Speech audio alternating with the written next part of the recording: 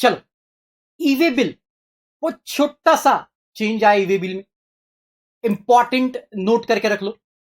Validity जो थी, validity period of e way bill और uh consolidated e way bill, rule 138(10), हम लोगों ने देखा था कि ईवे बिल का जो वैलिडिटी रहता है वो 1 डे अगर कितने किलोमीटर तक, 100 किलोमीटर तक हुआ करता था। मतलब एक दिन में 100 किलोमीटर वो ट्रक को या जो भी कार्गो होगा other than over dimensional cargo, उतना वैलिडिटी उसका रहता था। अब वो 100 किलोमीटर को बढ़ा के उन्होंने अप टू 200 किलोमीटर कर दिया। मतलब अब एक ट्रक को एक दिन में 200 किलोमीटर तक चलना पड़े। अरे बराबर, तो अब ये up to 200 kilometre 1 day in case of other than over dimensional cargo. अगर 205 किलोमीटर होता है तो फिर 1 एडिशनल डे, मतलब 200 के ऊपर 1 एडिशनल डे ईवे बिल का वैलिडिटी रहेगा। ईवे बिल वैलिड 200 किलोमीटर तक एक दिन, 200 किलोमीटर के ऊपर है तो 1 एडिशनल डे मिलेगा। 550 किलोमीटर है तो 200 प्लस 400 के ऊपर हो गया, मतलब 3 डेज की वैलिडिटी हो गया, right. First day for 200, next 200 के लिए सेकेंड डे, और थर्ड डे बचे हुए 150 डेज के लिए 550 डेज बोला, ओके। और ओवर डायमेंशनल कार्गो के लिए सेम है 20 किलोमीटर, और उसके बाद के 20 किलोमीटर के लिए 1 अनदर डे, ओके। तो ये 100 का बस इतना ध्यान रखो। अभी कितना हो गया, 200 kilometre, up to 200 kilometre distance. इन जो डिस्टेंस है वो 200 किलोमीटर तक अब करवाया गया, 100 किलोमीटर से बढ़ा। Simple as that, okay. एक बार पुराना लेक्चर देखेंगे तो फटाफट क्लिक हो जाएगा। बाकी सब सेम है, बाकी कोई चेंजेस नहीं। और एक छोटा सा रूल 138E में चेंज आ गया, और ये भी बहुत ही सिंपल चेंज है।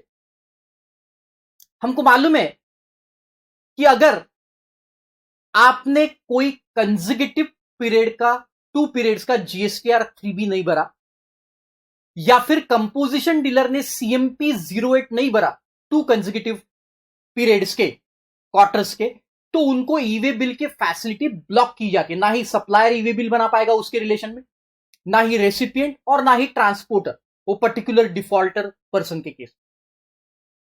अब इन्होंने क्या किया, चूंकि QRMP स्कीम आ गई, क्वार्टरली रिटर्न मंथली पेमेंट वाली, तो रिटर्न की जगह 2 मंथ्स की जगह उन्होंने टैक्स पीरियड वर्ड यूज कर। तो देखो 4 केसेस है। पहला, किसके लिए ये पार्ट ए नहीं भर पाएंगे, restriction of part A of e way bill, being a person paying the tax under section 10, मतलब कंपोजिशन वाले, availing the benefit of notification 2/19 has not furnished the statement in form CMP 08 for the 2 consecutive quarter, not furnished, 2 consecutive quarter के लिए furnish नहीं किया statement, तो e-way bill बना नहीं पाएंगे।